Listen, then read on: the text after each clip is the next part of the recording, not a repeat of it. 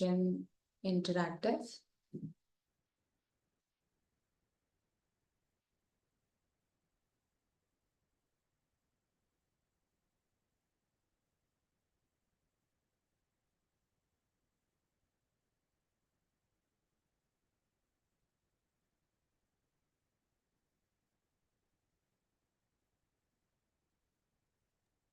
Once I think we can start meditation.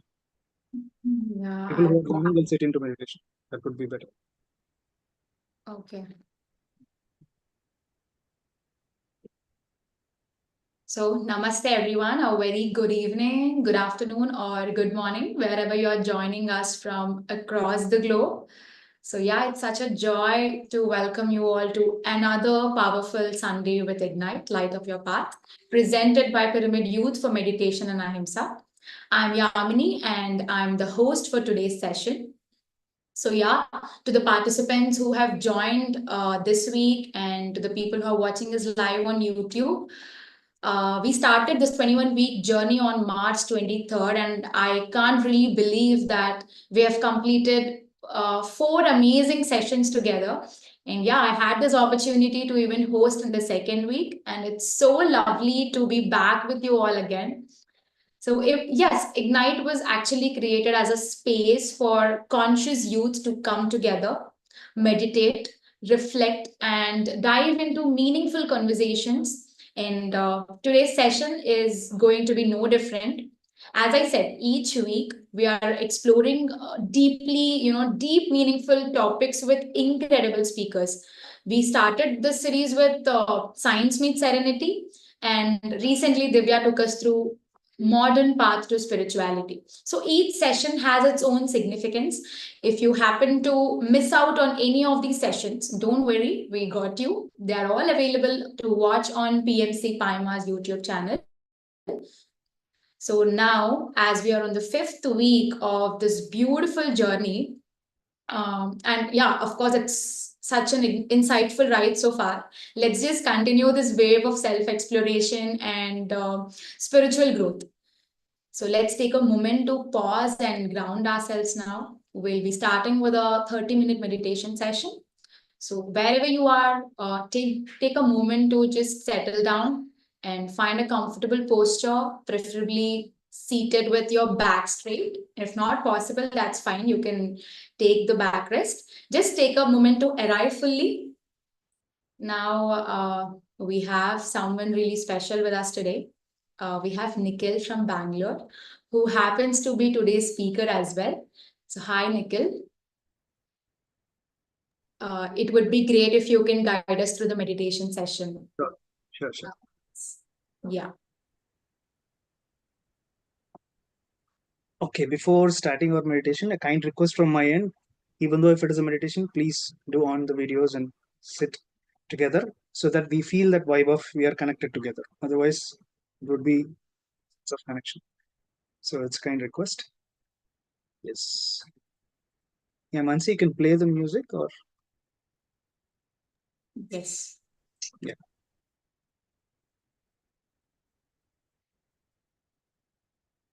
Okay. Let's sit comfortably. Clasp your hands. If you are wearing specs, please remove it.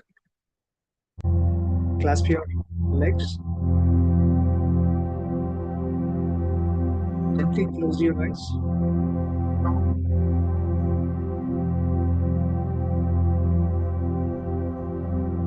Just observe the natural breath.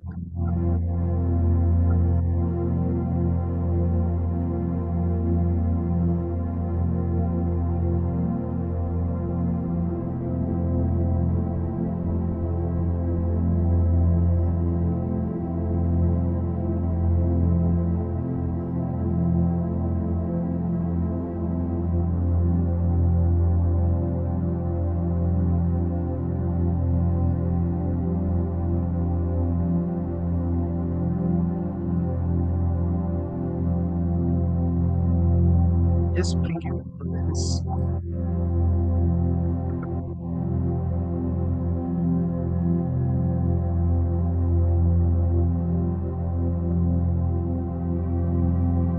Every inhalation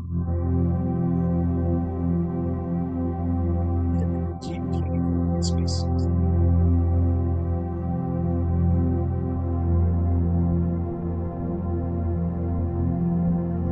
Every exhalation, let go of all the strain, tightness,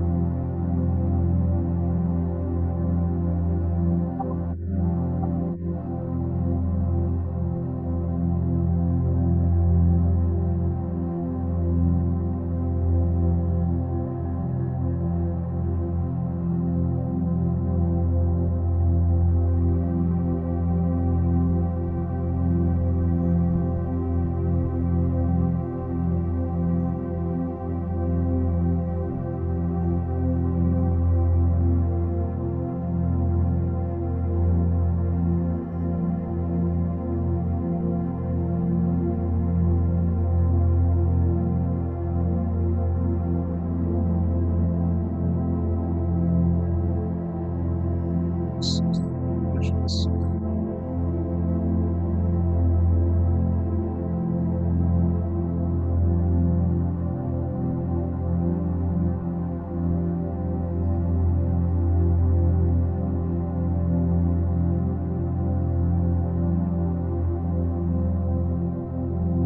Just visualize be my energy at your feet.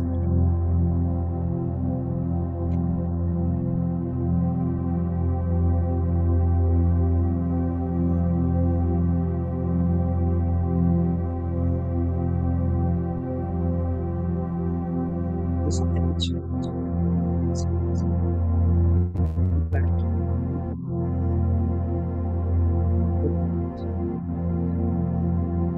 connection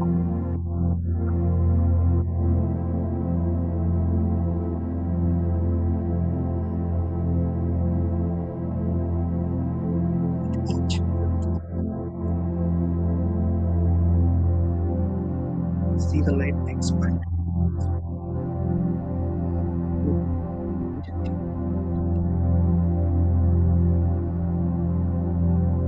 filling your chest.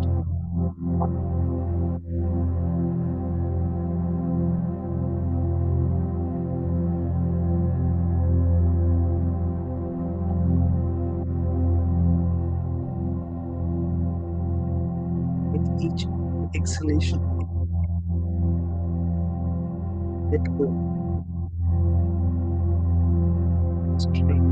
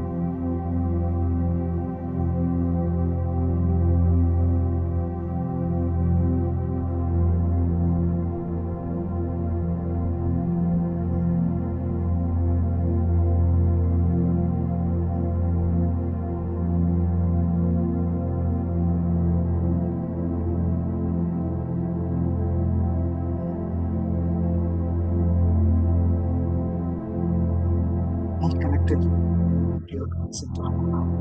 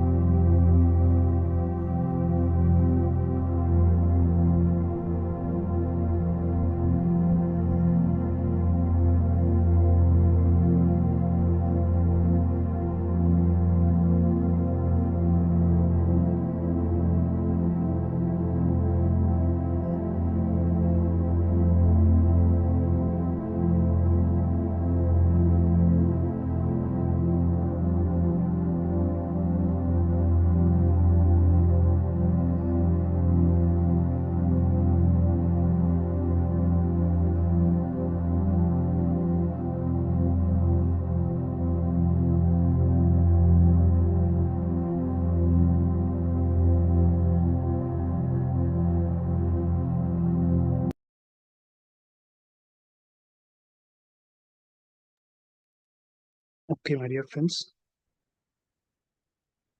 come back to your normal state. Take few deep inhalations and exhalations gently. Do not open your eyes. Take 2 to 3 deep inhalations and exhalations.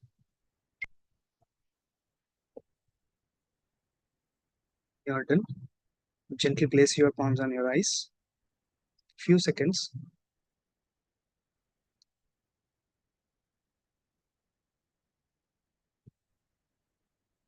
Gently open your eyes with a happy smile.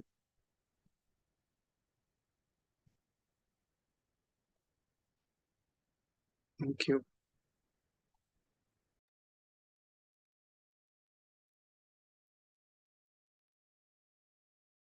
Thank you so much, Nikhil. So, guys, how did you all feel? How was the meditation session? You can share it in the chat box. One word or emoji or a thumbs up, maybe, or a heart would be good enough to make this an interactive session. So, also, if you have been part of our previous Ignite sessions, and let us know let me know what's been your biggest takeaway from those sessions as well. If you haven't watched, please watch them. The thing that I'm constantly reminding you is because we don't know, everyone has a different story, and each speaker who's coming every Sunday to tell their story has a different perspective towards life, right? So what you might come across certain things and stories which you can relate with the speaker, and definitely speaker will give you good insights which might work for you as well. So that's the reason. Anyways, thank you so much, Nikhil, for the wonderful session. I'm sure many of us needed that kind of pause, like at least on Sundays, especially in a world where our minds are constantly racing and our emotions are often going unchecked. So in the past few weeks, in the past few Ignite sessions, we have talked about serenity, belief, and the science behind meditation and energy. So now in today's session, we are gonna dive into something we all deal with. You already know the topic. It is emotional intelligence. Yes, it is our emotions that we constantly experience. And yeah, in a world full of AI, it's time for us to now learn how to deal with EI. Without any more delays, let's just brew some interesting conversations with our speaker. But before that, I would like to introduce Nikhil to all of you. So he's a senior engineer at Mercedes-Benz and a passionate personality development coach from Bangalore. So his meditation journey began long back, around 13 years ago, when his beloved mother went through this serious accident. So, what started as a means to support her healing slowly turned into a life changing path for him. So, over the years, he has met many mentors, faced transformative life events, and evolved into someone who now supports others on their emotional and personal growth journeys. So, yes, Nikhil, are you ready? I have a lot of questions to ask. So, yeah, the first thing is you've been into meditation for over 13 years now. That's a lot of inner work, but it all began with your mom's accidents, right? So, and your family eventually turned it towards meditation for healing. So, in that phase, you were probably young and still figuring out what is life and what were the emotions that you were actually personally going through at that time. So, did you try to be the strong one, or did you allow yourself to completely feel everything? So, to crisp it down, it's like what was going through your mind at that time when you first came across meditation? I know it's a big question. Let's just break it down. I understood. Thank you, Madhu. So actually, the reason why we came for meditation was, as I said, my mother and father both met with an accident, and just before, few months before that incident happened, there was a master who met my mother, and he taught about meditation, about Anapanasati meditation, and about Patraji. He introduced everything. And that moment she came to home and she shared very exciting experience that she had when she interacted with him. So it was very inspiring for us. We heard about meditation at that time, and we felt very inspiring, very good, as we listened to any other inspiring things. We inspired, and then we continued our journey as normal. We didn't practice, but she used to practice for a few days, and she also stopped it after some time. So eventually what happened, after a few days, this accident happened. And then we were into so much, emotionally down state at that time. So she was completely injured. Her back was like totally injured, and she was just making her life with medicines. And at that moment, again, we got to know about this master. We got reminded about this master. He said that you can even heal with meditation. And at that moment, we don't know anything about meditation. Forget about all these things that we are discussing today. Emotional intelligence, all about, it's a higher topics. But we what we know about meditation is, it is just a kind of practice what we do in yoga, and at the end we do some pranayama and we do meditation just for peace of mind. That's the only knowledge that we have at that moment. We don't know what is soul, we don't know what is spirituality, nothing. So we were into a very down, emotionally down state at the time. And when we met this master again, he said that, okay, the time has come now for you. So you have to start meditation. And with his guidance, for the first time, we went to Pyramid Valley. And before that, my mother's situation was, she was not able to even take two steps by her own, even to go for washroom or something. We have to support her and take her uh, to have two or three steps at least. So that was her situation. And at that situation, we sent along with her one of our friend. We sent to take care of her, and we were not able to go to that. So with 41 days meditation, she was guided by a doctor, Dr. GK. He guided her to do 41 days meditation, and he has prescribed some books to read and a particular way to practice meditation in inside pyramid. And we didn't have any other option at that moment. So only option is that we lost hopes on medicines or something else, or all medications. We didn't have any uh, what to say, we don't have any hope on that. Doctor said that you can go ahead with few days with medication, but later on you have to be operated, and once you get operated you have to be in wheelchair forever. That's the statement that doctors has given. And finally we have dared, and we sent her to Pyramid Valley. And for the first 30th day or 34th day, I don't know, I don't remember exactly, but she was able to climb the king's chamber inside the pyramid. She was not able to walk, and that was her state. And she was able to climb the uh, king's chamber, and she used to meditate there. And when we saw the transformation in her, and once after completing 41 days there, she came back very normal. It was like a shocking moment for us. We never expected that meditation can heal. That was completely new. And from there our journey started, and from there she has started her journey to know more about meditation. She started a center there, and we invited so many masters there. And from there we came to know each and every step that we have learned from different masters, made me personally to stand here in front of you. That's nice. So, yeah, from thinking it was just a healing tool for your mother to now living it daily and teaching to everyone. So, when did you first feel like meditation has to be done on a daily basis? And when did you actually took meditation seriously?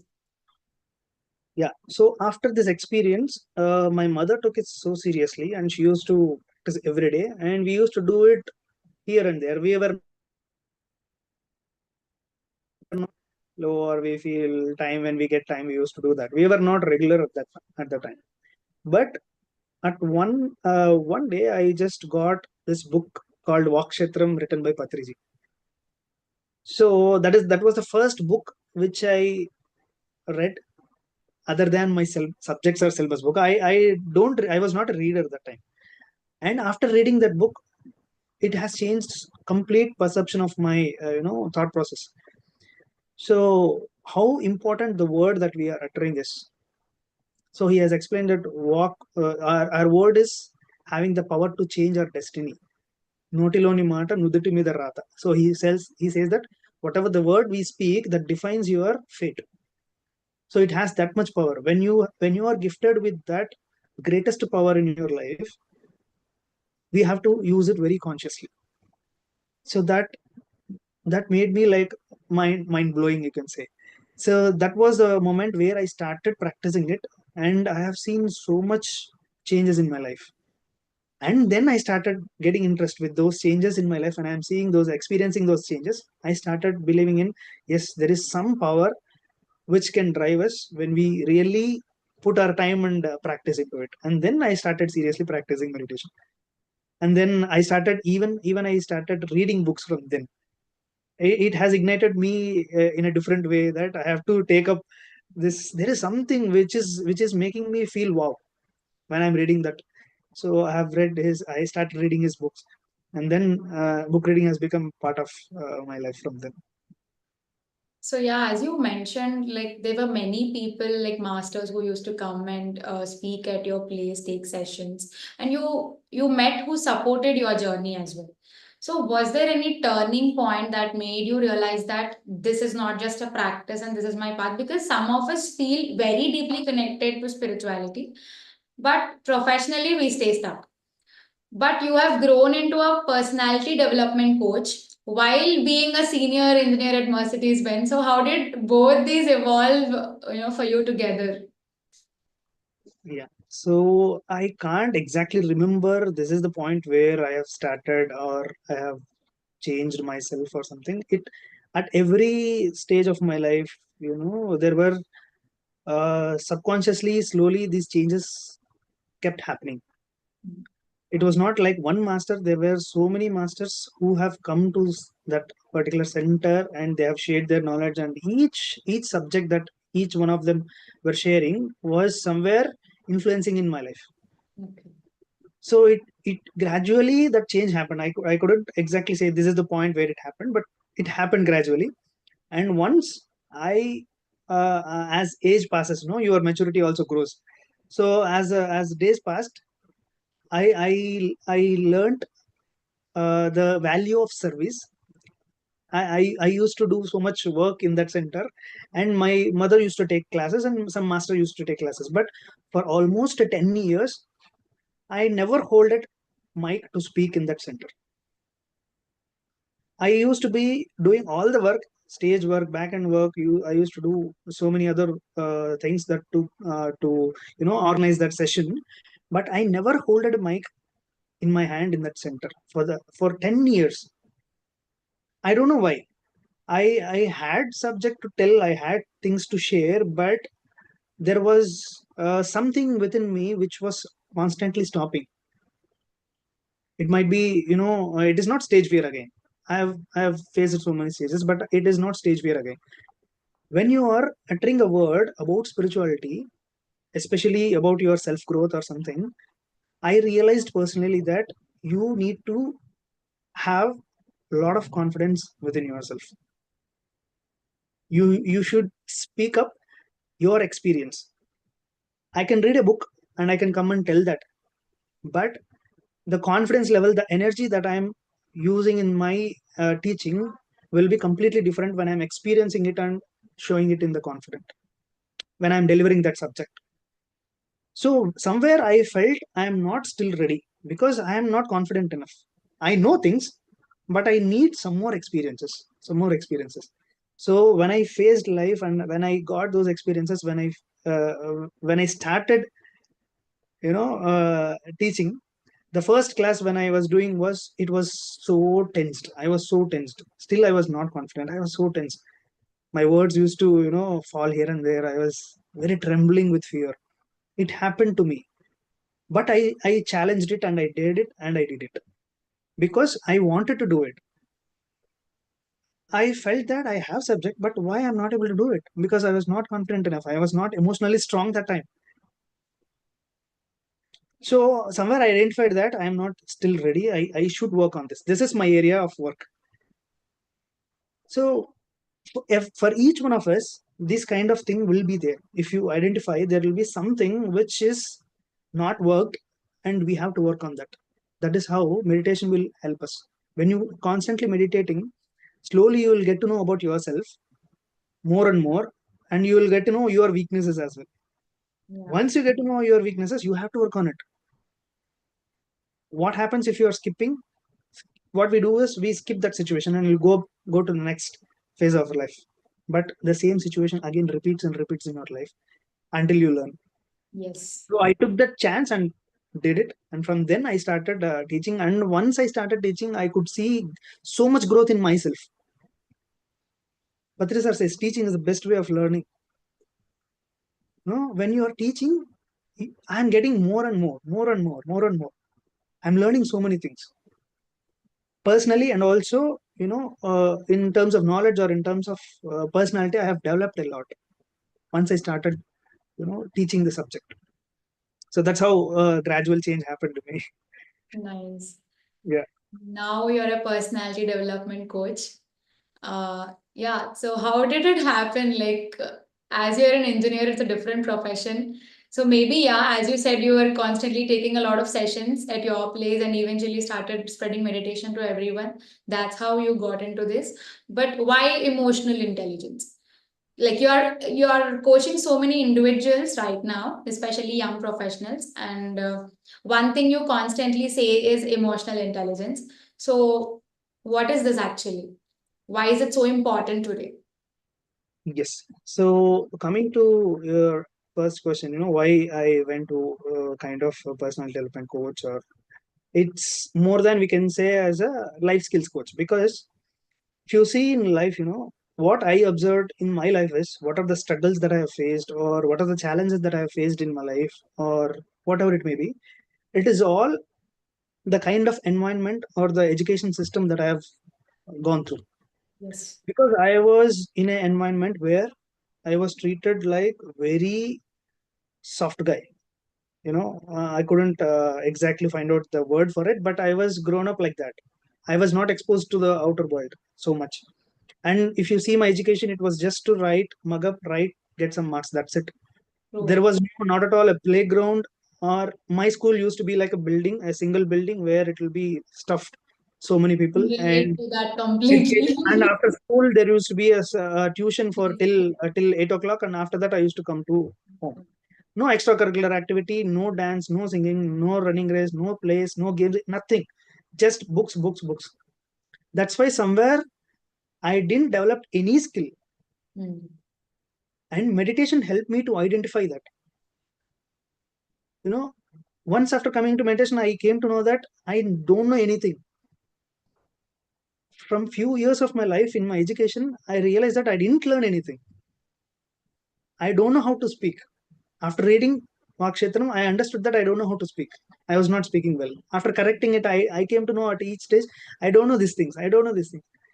I don't know how to go and do successfully a deal with people. I don't know how to communicate with people. Like that, when I constantly came to, when constantly realized that I don't know anything, I identified that these are skills which has to be learned as a part of education. But we are learning something which is irrelevant, which is not at all useful in our life. Hmm. And after coming out as a graduate, we have a lot of technical stuff here, but we don't know how to speak. We don't know how to face life's challenges. So I found out this is very important subject. I faced it. I struggled in my life to identify all those things, and I found that as my path to teach people. And that is the reason why I have chose this career. It is not just I learned something I wanted to tell and I want to earn something. Not that is not. It came from my heart. Yes, this knowledge has to go to people. It should go to young people. It should go to schools. In education, this kind of knowledge should be there. That is what I really felt. That is very important. And I found so many ways, and I found this is my way to Hmm. be as a life skills coach. And from there, my journey started. And when you asked why emotional intelligence, it is not just emotional intelligence I'm teaching it. There are so many other subjects, and emotional intelligence is one among it. Why specifically emotional intelligence? If you ask me, we human beings, we are emotional beings, rather than intellectual beings. We do so much calculations here, but we don't take care of this. Wherever we have to use this, we don't use this. We use our intellect. We don't use our heart. Wherever we have to use intellect, there we take things personally and we get affected. So there is complete contrast in how we are using our mind and emotions. So I found out this subject to be very important currently, so that if you are emotionally well, you can do anything else. If you are not emotionally well, you cannot keep meditation aside. You cannot even do your work. You cannot eat well. You cannot sleep well. You cannot communicate with people well. You cannot maintain your relationships well. If you are not able to do these basic things properly, how could you do meditation? When you sit into meditation, all your emotions will come out. Right? That is why I found this subject has to be taken to people. So that is the reason why I have come up with a workshop specifically. Oh, great. And in further coming days also there will be workshops happening on that. Okay.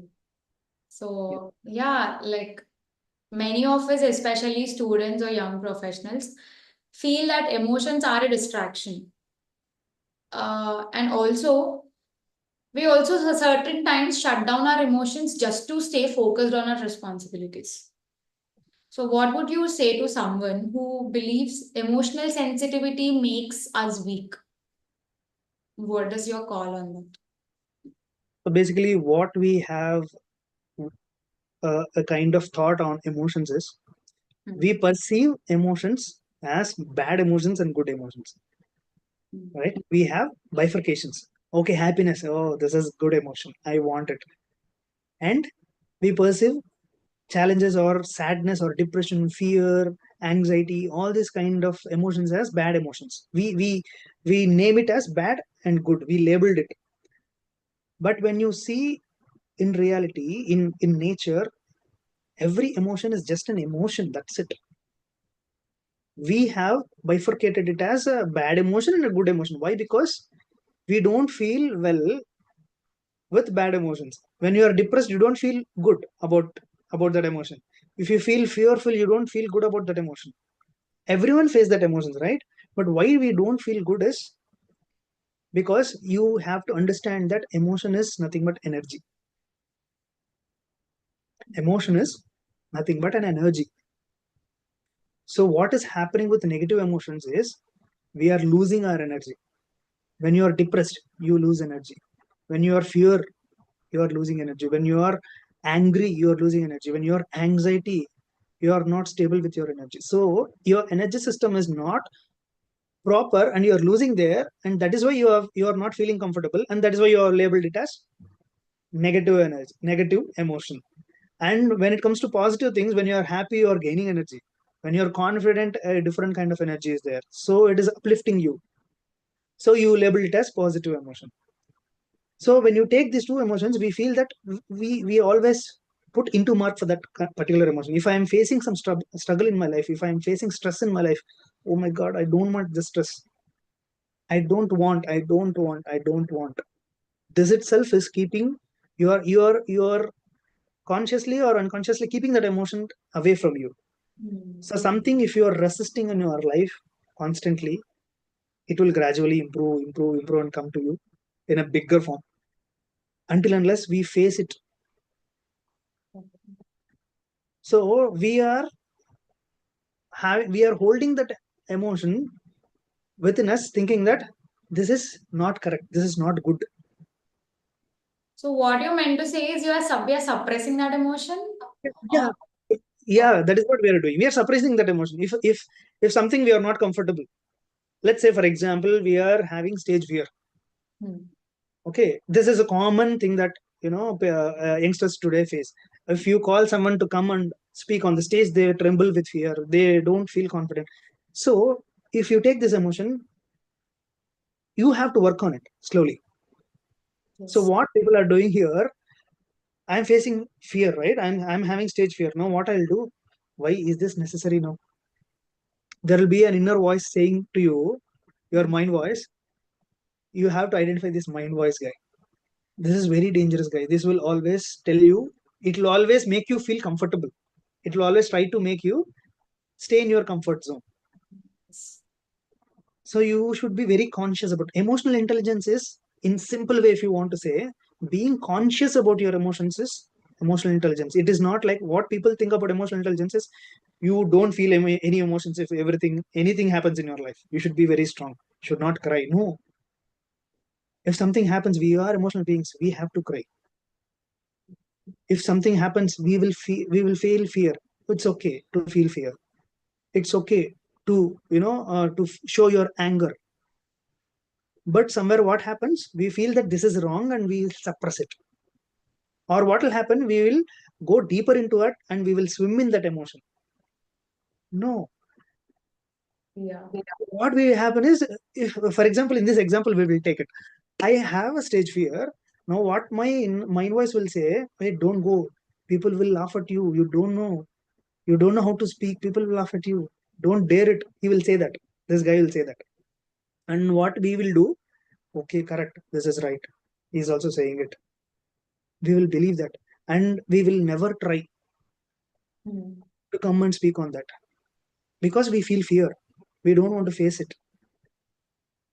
This is something negative emotion. I don't want. This is fear. We don't want to face it. What will happen when you start facing it? Is the power for that negative emotion will get reduced.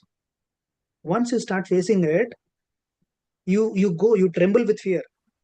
It's okay, but you go there, you do it. Hmm. When you face your fears or face your emotion, whatever it may be a fear emotion, it may be a low self-confident emotion, it may be depression or sadness or anger, whatever it may be. First of all, we either we will suppress it or we will over express it. Yeah. So any emotion in that momentary it's completely fine. Someone has scolded me, if I it doesn't mean that I should be like, okay, I should be like Buddha, I don't have any emotions. No, that doesn't happen like that. We feel bad at that moment, we will feel bad. But where the problem is, after that moment, this guy will constantly keep on saying you that, hey, this guy has insulted you, this guy has insulted you, this guy has insulted you. This chattering will happen so much. So what will happen, this chattering will always constantly keep you suffering. If this chatter doesn't happen, you will forget that emotion that then and there itself. You will not go and swim in that emotion again and again. You will not feel, you will not take it personal, you will not worry and suffer there. This logic you have to identify.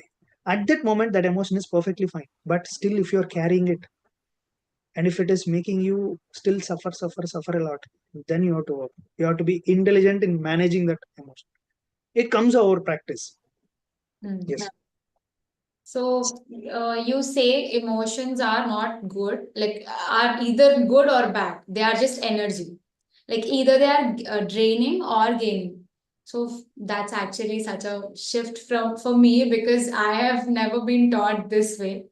Can you give me an example from your life, like maybe a moment when what seemed like a negative emotion actually helped you to evolve, understand yourself better? Because now I feel the negative emotions are the ones which are actually trying to help you Exactly. rather than the positive emotions. Yeah. Perfectly said. So actually, anything, and another important thing about emotions is we need to understand that emotions, especially so-called negative emotions, if it is coming to you, it means that it is providing a gateway for your growth. From there, when you start working on that emotion, it will open the gateway for your growth. They are the blockers actually. Okay. Few people, you might have seen some people, they wanted to communicate with a particular person something, but they don't feel like coming out and saying that. We will find, right? So few people will be there.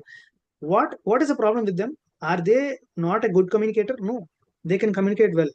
They have a subject and they are happy and convenient to communicate with all the other people except this one person. Why?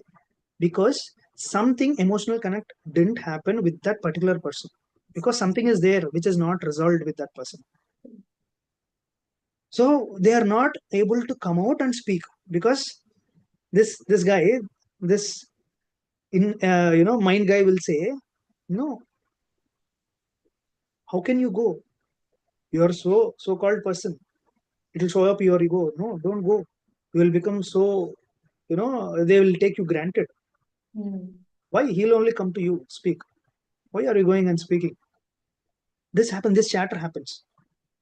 And I'll tell you my experience, what how I faced a certain emotion, and I identified my own, blocker. I identified that as a blocker, and then I overcome it.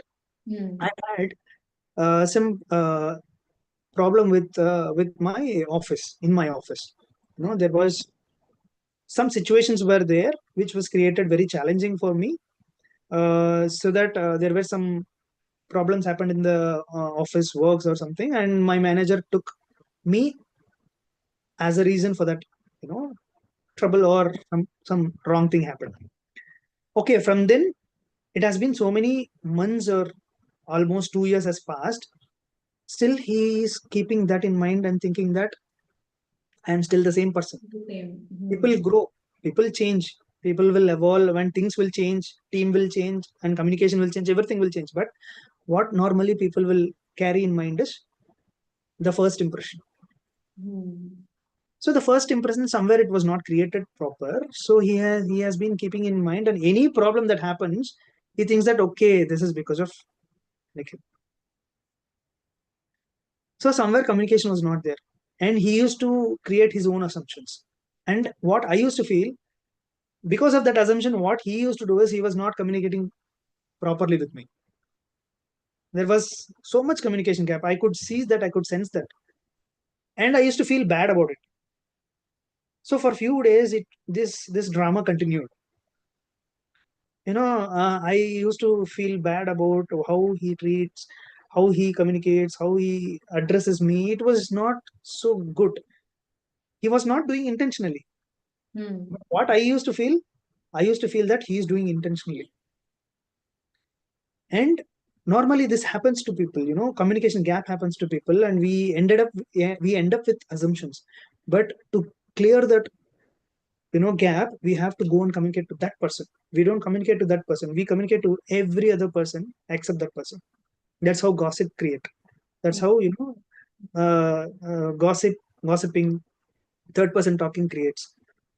So one day I decided, okay, this is not going well, I have to communicate with him. I understood that, okay, there may be so many mistakes that I might have done, but still he is not able to communicate to me. I also don't know, right? So I should not think that only he is thinking that I am wrong. So one day I personally met him and discussed. See, this kind of behavior I am facing, not not good, and I think this is not going to be proper. And I have communicated with him very clearly, open heart communication I did. And after the communication, he felt so good. Why? Because he was not doing it intentionally. Unknowingly, his body language communicated in a different way, and he felt that I am really sorry for that. I didn't feel that this will be like this. It was unknowingly happened. So after that, a lot of change happened in the way he looked at me, the way he communicated with me. Everything changed. So the bridge is only, we should open up first. We should feel, we should first put that first step, dare to put that first step. That's the problem. So first of all, we have to identify that what is problem. We feel that we always correct. No, we always feel that we are 100% true. The other person is doing like that. We don't know what mistake we are doing until unless we meet the other person. He gives me feedback and I give him feedback. So that's how we both collectively improve together. So that happened to me. And then I understood the importance of communication. So if I was not taking that step, I would have been emotionally down still. And this drama used to continue forever. So that's how we identify that emotions are very important. And then things completely changed. Now we are like so beautifully working together. Yes. Okay, so yeah, please. It was long. No. That's it. So many of us expect people to like personally, I expect people to understand me most of the time. See, I am doing right things and I'm doing everything is going well. But if they're not understanding me, like respond like we would or appreciate our efforts, the effort I am putting in, and I'm not able to get the same effort from the other side, it just burns me out. And how can we actually break the cycle of emotional drainage that is caused by maybe expectations? We are in this loop. Yeah, you already answered the question. Did I answer? Oh my god. Yeah. Basically, when one of the most reasons why we go down emotionally down is we expect or keep some targets. Yeah. That is what we feel, right? Accepted. We expect and keep targets, and that is why we feel emotionally down. So, what people say, we should not keep targets or we should not expect anything, right? Accepted. Yes. But how much it is true? I'll tell you now. Because normally, if you go this and tell to a youngster who wanted to achieve something success in life, Hmm. so you should not expect that his expectation is wrong. No. No, No. keeping targets. Okay, to this within 2 3 years, I should achieve this success.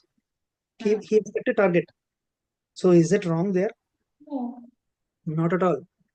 But what is making things, go in a wrong way is we expect things, we keep targets. That is not the problem. But we somewhere fix in our mind that it should happen only in that way. Keeping expectation is not wrong, but fixing in mind that you have to definitely achieve that. If you are not achieving, you are done. For example, within 2 years, let's say for example, within 2 years, I wanted to achieve a state of I want to become a manager. Within 2 years, I want to become a manager. You worked hard, you put all your effort, 100% you have done whatever you want to do, but one fine day it didn't happen. You set your targets, you made your expectations very clear, you worked hard for it, but still it didn't happen. That is life. But why we go down is because we fix in mind that if I'm not achieving that success or achieving the target, it is negative.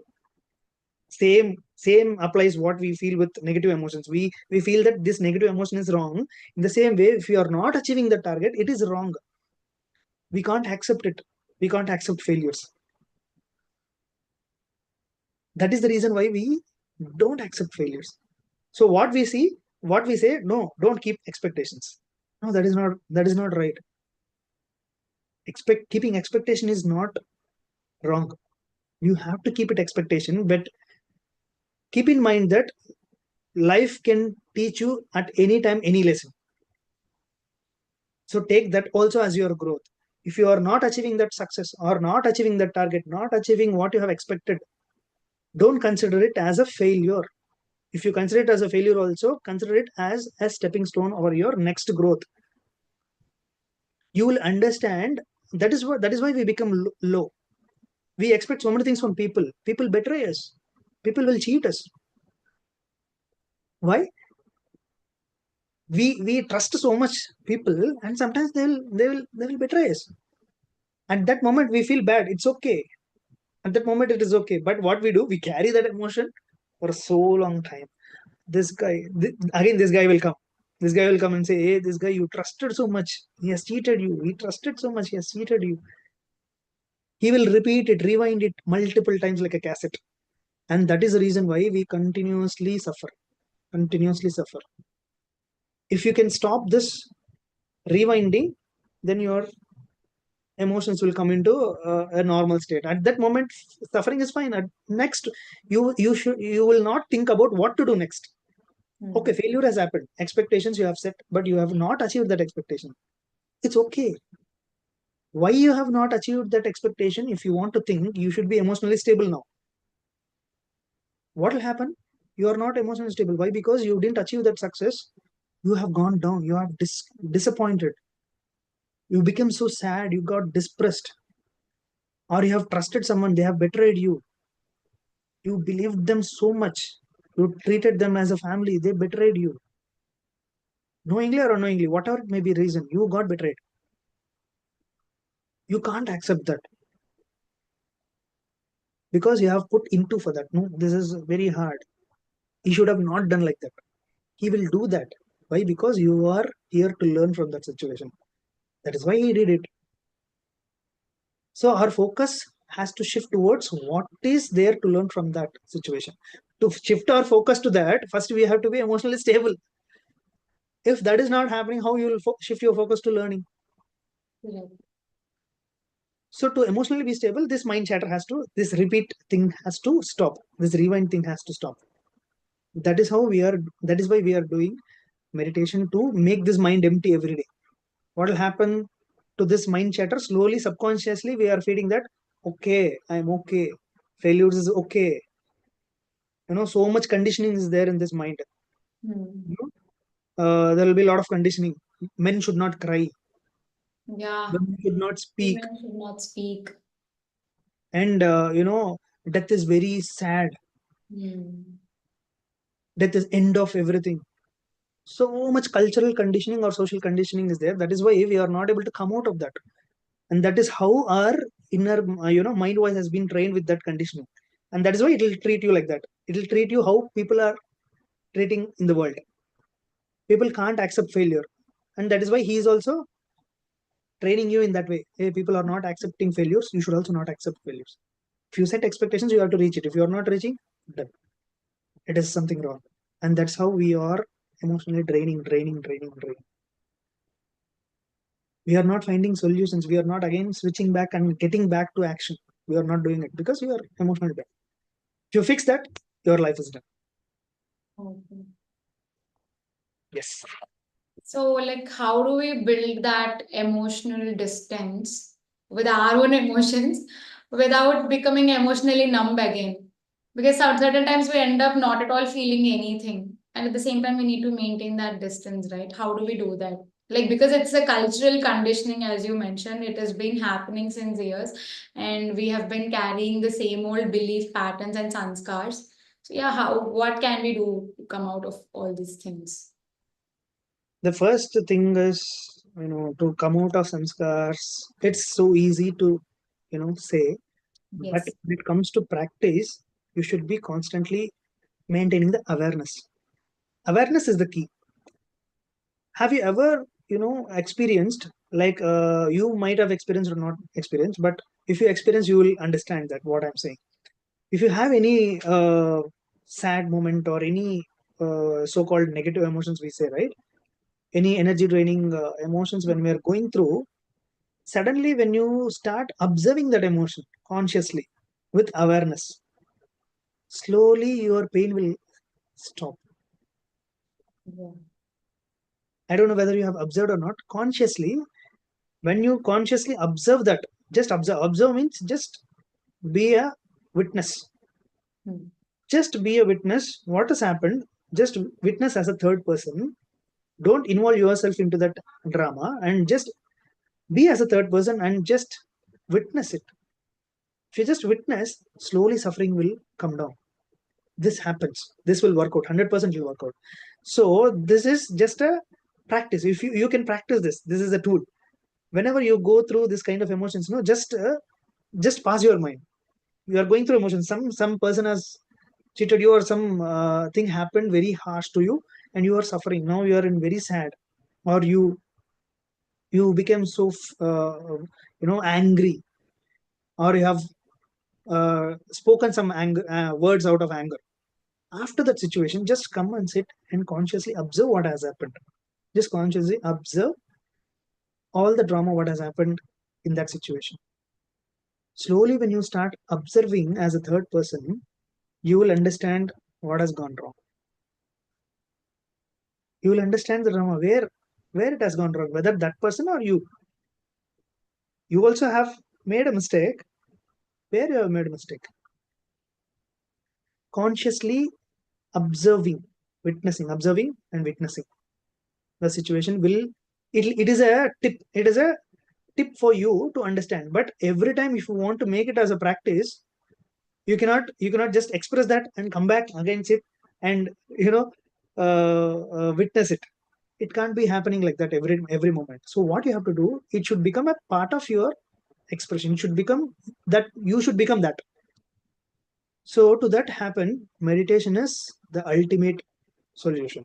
So what happens actually in meditation, when you are meditating, you are not in this moment, you are not in the past, or you are not in the future. You are not identifying yourself as, okay, Nikhil, all this ego what I have developed over a period of time, my job, my position, my name, fame, nothing comes there. What are you doing to this mind is completely making this empty.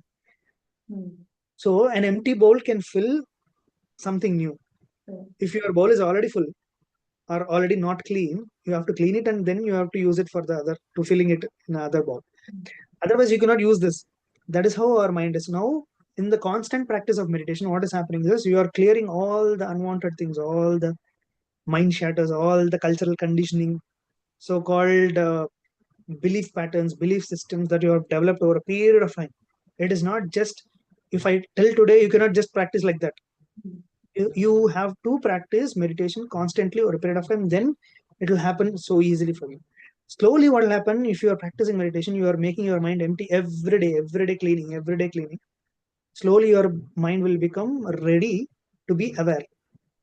When the real situation happens to you where the emotions are getting triggered, you will have that pass, you know how to pass that emotion. And there, and that, in that moment you will understand how to observe it. You'll be very conscious about your emotions. This happens. So in the over a period of time, it takes time. We should not expect early results just like that. No, it will happen over a period of time. But now consciously what you can do is you can practice this tool as a you can take this tool as a practice. Whenever you go through some emotions, just observe and you will understand the drama. Observation is the key. That's it. Got it. Like, this one answer clears a lot of questions. I guess there are no further questions, because once you become an observer, rather than living that emotion, maybe rather than living it completely, or suffering with that for a long term, I guess the job is done. You have to be a witness. In the beginning of the session, you were mentioning, like, too much of logic also can block emotional intelligence. Like you're saying, in the place of using emotions, if you're using logic, and in the place of logic, if you're using emotions, it might be unstable condition. So like, a lot of us are taught to be rational, to think with logic, to be smart. So how do we find balance between logic and still allowing our emotions to guide us wisely? This is one more problem where too much logic, you know, will you will miss the magic in life if you are too much logical. Yes. So applying too much logic in everything is not right, and especially when it comes to your personal development or your spiritual growth, logic is very far. You need to experience, and then you have to understand that knowledge. If I say this emotional intelligence, just now I said that you have to consciously observe, then you will understand the drama, you will understand. If I say this, if you put your logic there, how it looks, okay, you said to observe. When that situation comes, we will be in so much rage, we will react immediately.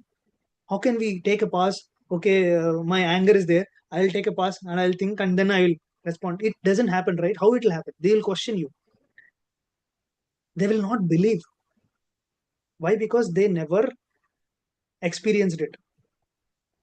And when this happens with meditation also, if you go and tell about meditation, meditation heals you, meditation makes so much transformation in your life, people will not believe it. Simply closing your eyes, what will happen? Energy, you say that energy, where is energy? You are getting it. I can't see that. People will say that because too much logical conditions happened here. So much logic, you will miss the magic. Magic happens, when you understand this part. When you understand this part, you can be open to magic. If you work so much into logic, you will miss that magic. So intellect is also important, but too much intellect is also problem there. If you want to experience something, you have to first believe it. That is why I said open minded. Our mind is full now, full of logic. So how can you pour a new knowledge into it? You have to empty it. First you have to keep all the knowledge. I am an MBBS doctor. I have done so many operations. Now you are saying that just by sitting into meditation you are healed. How could you say that? People will ask because so much education is there here, so much knowledge is there here. They can't keep everything aside and become empty and open and listen to a new knowledge. First, we have to become empty to learn something new. That is how logic will, not allow you to express yourself. And so many times, it will not allow you to express. It is not like opening up the mind. It is also when it comes to emotions, you will not express yourself. People will be very, reserved.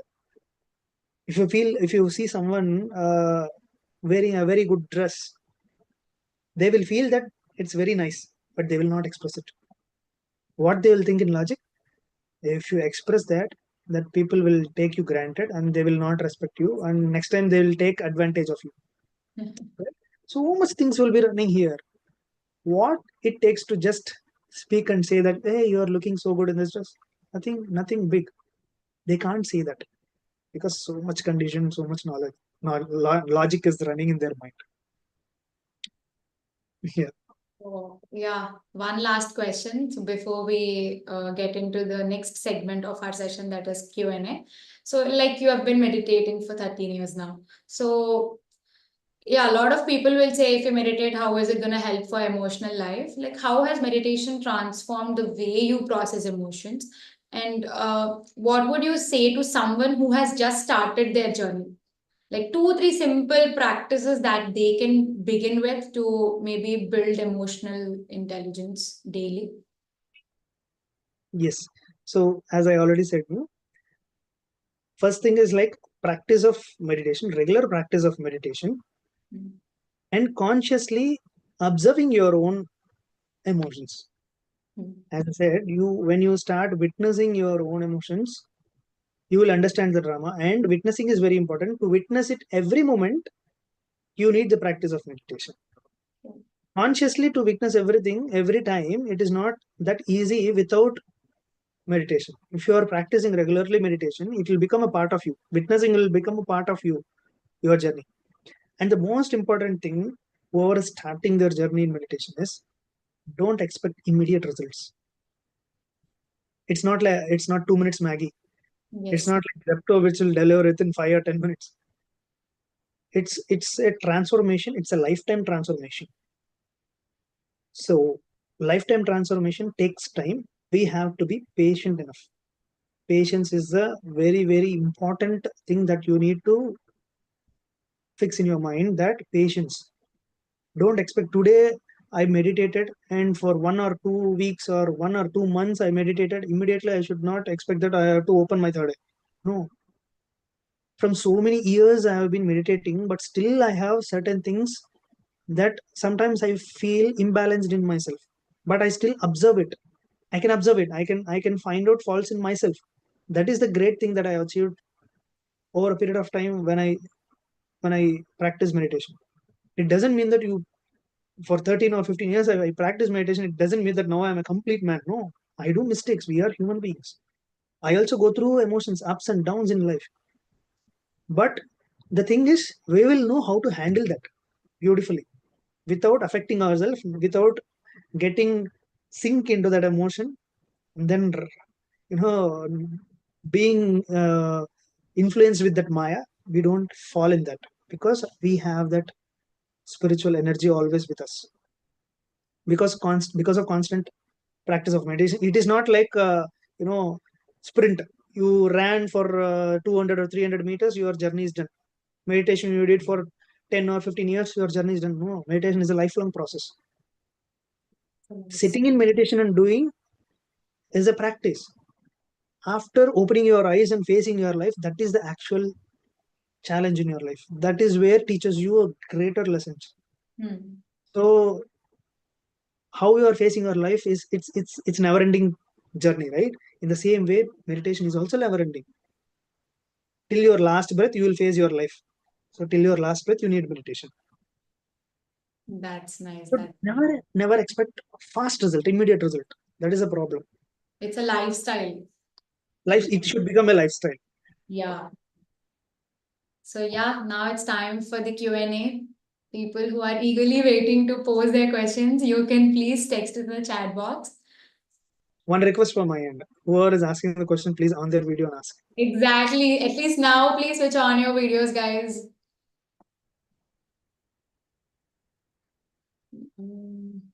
Then no questions. No questions. Like the top, it has to be either. Yeah, did someone raise? Hi, Sampath sir. Oh, hi, sir. Hey, Nikhil, I have a question, okay? Yes. Is love an emotion or an energy? Yes, it's an emotion, and emotion is an energy. Suppose I keep watching this, Paduta theater, the singing competitions and all. I see that the participants and their mom or dad or someone in the waiting there, and competition is going on. They get so emotional, when they're losing. But if the same person is just another spectator, they're using their rational mind. So if you call it love, and love, I think whatever is between kids and the parents, we call it love, right? And that leads to a lot of emotions, right? So is that love, what the Lord Krishna says, or is there any difference? Is that a different form of love? So tell me, in the context of emotion, what is the difference between this human level love and the spiritual love? That's my question. Spiritual love, what do you mean by spiritual love? If possible, you can tell me if there is any other love in the first place. Okay. So there is only one love. As of my experience, I say love is unconditional always. If there is a condition that doesn't feel like love, right? So coming to your point, when you were quoting that participants' parents getting emotional there, that emotion, what it is driving towards, it is something out of happiness or sadness. Either ways, if you're winning, you feel It's like- positive emotions. If you're losing, you get negative emotions, Correct. right? That is what everything is very Yeah. simple. We'll categorize as two things: whether you are losing energy with that emotion or gaining energy with that emotion. Are you getting motivated with that emotion or demotivated with that emotion? As simple as that. Now, when their child is performing so well, that tears is out of emotional, happy emotions tears. Ananda Bashpal kada. So that is something driving them towards their growth again. That is tears, but still it's a different way of expressing their emotion. They are Right. happy with that. Actually, they are happy. They are proud for their achievement. So Yeah, my question is not about the emotions, that I got it, but my question is about love here. Mhm. Is love emotional, or is love not an emotional thing? Yes, love is an emotion. Oh, if it is an emotion, you call it a positive emotion? That is what. If your love is driving you towards your growth, or it is love, it is making you so much attached there. Ah. That is important. So does love come with attachment or detachment? It depends on how you are perceiving it. It depends on your state. That's what you quoted this Krishna's love, right? Krishna's love. Yeah. So during his childhood, he was in Vrindavan, right? At one point of time, he has to leave Vrindavan and go away, and he never returned to that place and never seen all their loved people. So there, he has so much love for them, but at the same time, he left that place. when the time has come. He didn't feel that, okay, my loud people there, I have to be attached. No, I will be here only. So if he would have been done that, then that is an attachment love. It is degrading his growth. He didn't do it. He just left. As simple as that. And one more thing, since you have quoted about Krishna, I just remembered another thing.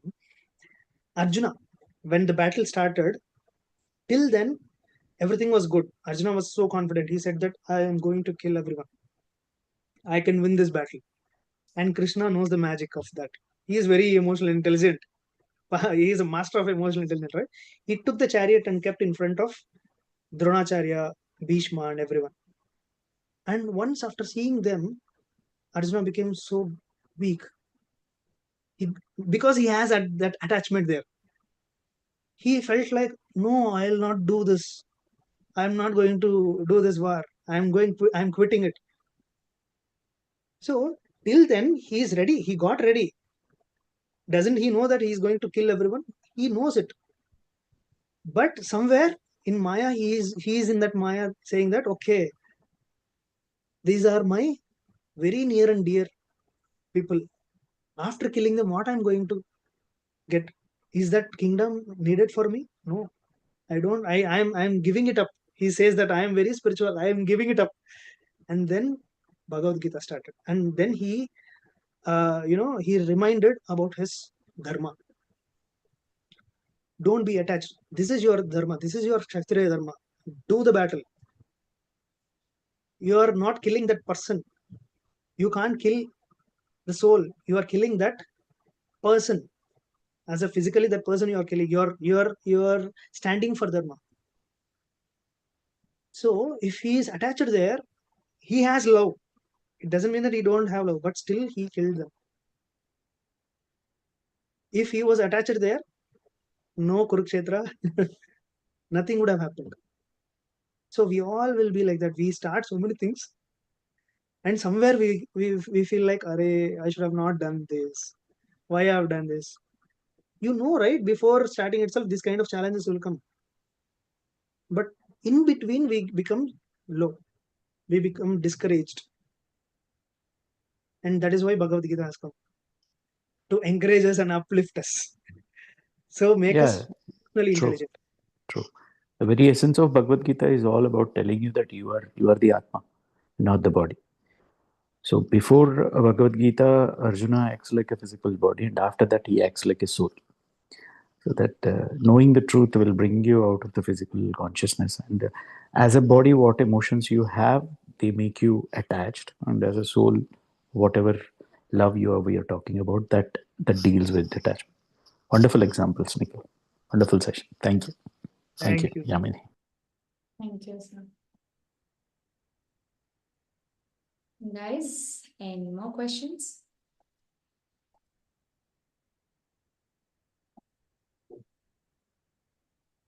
Someone was raising hand in between. I don't know. Yeah. Didn't see someone was raising hand. I thought I'll be flooded with questions, but no questions at all. Then you must have understood this concept so well. Dikshit Vishwakarma has raised his hand. Can someone unmute him? Hey Nikhil, it's a great insights today. I learned so many things from you today. So I have one question called it's related to Hi, inferior. Vishwakarma. One second, Vishwakarma. Sorry to interrupt. I couldn't see you. Can you on your video? I just see your name, but it feels good if you on your video. Don't worry about your background and everything. Just on your video. Can you see me now? Yes, yes. Just a moment. I'll be in gallery view. Yes, Vishwakarma. So I just got to know about a word called inferiority complex that youths are facing so much today now. I had also had that feeling now.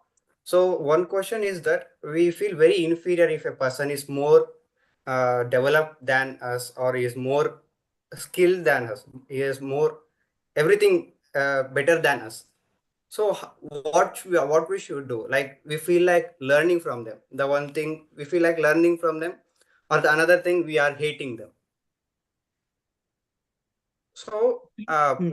my perspective is we have to learn from them.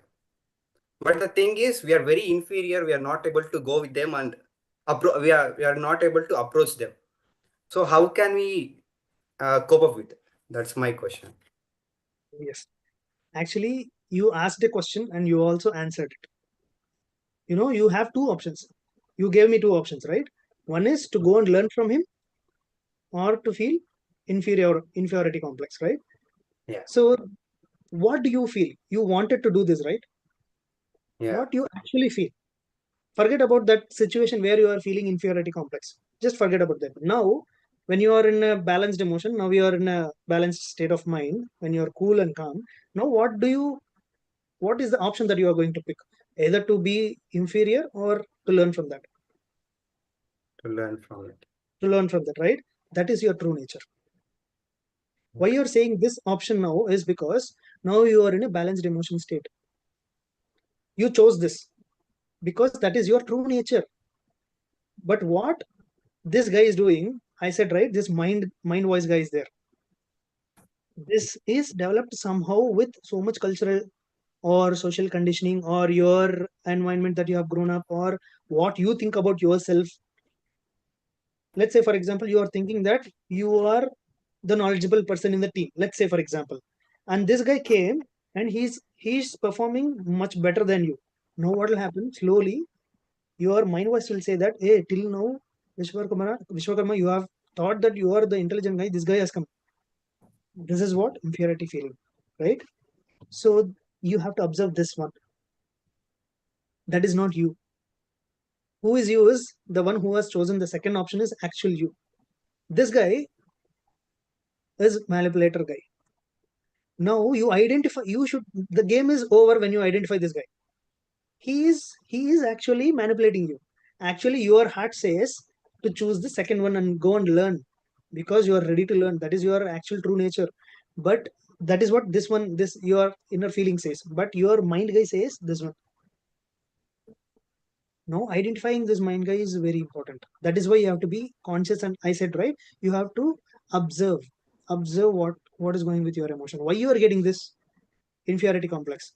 If you deep dive into that, if you just think about how you have, what kind of environment you have grown up, what kind of people you have interacted with, they might be having that influence. You might be feeling inferiority complex because of that. Might be. So when you identify that, you have to constantly reaffirm, say to yourself, to this mind guy, saying that it's okay. There are so many knowledgeable people. If that guy has come, there is so many knowledgeable people than him, than me. I am just a speck. Whatever I know is very little. If I want to grow, if I am ready to grow, I should learn from him. If I learn from him, our bond will get much more developed. Now we work together. That is much more strengthier. These positive emotions, whatever you are feeling now, to go and learn, this feeling is there, right? Feed this feeling to him. Now slowly what will happen, consciously you are feeding a positive affirmation means nothing but what you actually wanted to do. As simple terms I'm saying. Okay, identifying him and consciously observing his pattern, why he is telling like that, in what situation he is telling like that. Is it only with that particular person or any other person? All this you need to constantly consciously observe. When you observe, you will understand that drama. Once you understand the drama, what you have to do consciously, making that affirmations to him. Slowly, when you practice meditation along with that, it will become very easy to tune him. If meditation is not there, it will be a little tougher to tune him. If meditation is there, it will be very easy to tune him. Once you tune him, he will be now ready for accepting. Once if you meet that person, you will feel very happy. Hey, is it like that? Yeah, come, let's discuss. Please tell me what you have learned. You will learn from him naturally. You will not feel inferior. So when you are feeling inferior, what is the kind of energy that you are feeling? You will feel like discouraged, a little demotivated, right? Yeah, Yeah. that's the feeling. That is why you need to work on that. People will feel safe space in that. Will not work on it. So once you identify, it is very easy. Constantly practice meditation. Keep this one quality in mind. Like you have to constantly observe your emotion. Observe your mind, guy. Yes. Thank you so much, Nikhil. Thank you. Vishnu. It's a great help for me now. Thank you. Hi, Saurabha. Hi, and I have a question Yes. about mind and heart. You're saying that this one will say, this one will say. Then we have two gurus like mind and heart, and whose words we should listen, and else we should listen both of them. Now you have two voices, right? One is mind voice, and another is inner voice. We call it as intuition. We call this one as intellect. Okay, intuition is something which your heart says. Heart means your soul says. Soul means whatever your inner voice we say, right? When you meditate more and more, your inner voice will speak up. That is nothing but we call it as our heart. Okay, this is intuition and this is intellect. This is working. Most of the people in the world, we use this one only to deal the things. Now you have to check whether this is under this influence, intuition influence, or society influence. Understood? So society influence, what it will say? It will say, hey, there is some other person who dances very nicely than Saurabha. See, inferior complex. This will say this. This intellect will say that. Or logic will say that, hey, meditation and all, who will do? Just simply sitting, what will happen? This will say that. But if you start practicing meditation slowly and slowly, what will happen? This intellect will start following your intuition. Slowly, it will not feel inferior complex. It will not be comparing with others. It will just see, it will just follow your intuition. Your intuition will always guide you in a right way. As Vishwakarma was saying, he wanted to follow, right? He wanted to learn from that situation. That is the actual intuition speaking. So if your intellect want to listen to your intuition speaking, then you have to meditate. The more you meditate and practice and be consciously observing your intellect, then it will slowly get tuned to your intuition, and life will become so happy. And whatever you express in a very wonderful way. Whatever you communicate, it will become so beautiful. Whatever people be harsh to you, they won't be harsh to you, first of all, by the way you communicate. It will become so beautiful around you. Even though if people are coming harsh to you, you will take it so lightly. And emotions are controlled by heart or mind. You mean brain? Emotions come from here, right? You feel emotions here. When you are feeling something bad, you feel little heavy here. Means that emotions are from here. But what we are doing, we are making this mind to interfere with that emotion. Let's say, for example, uh, take it as an example. Someone near and dear to us has passed away. What we feel so sad, right? And now this intellect guy will come and say, hey, you are meditator, Saurabha. How can you cry? Hmm? This guy will interfere there. You are a meditator, how can you cry? Now what you will do, if you listen to this intellect guy, now this emotion will become, you will try to suppress your emotion. Now you will say, you should not cry. What will happen by suppressing your emotions? It will create in a different, it'll transform into a different disease at some time, if you gradually do that. Now what your intellect will do when you start meditating, slowly it will say to follow your intuition, to follow your heart. Now emotion is coming from heart, you will start expressing it. If someone is low, we will cry till you are completely empty. You are emptying all your emotions. Now you will be peaceful. Once you let out that emotion, you will be now peaceful, right? If you don't let out that emotion, what will happen? It will be very harmful to you. Now you are clear, right? Now emotion is from here, it will not happen here. Yes, got it.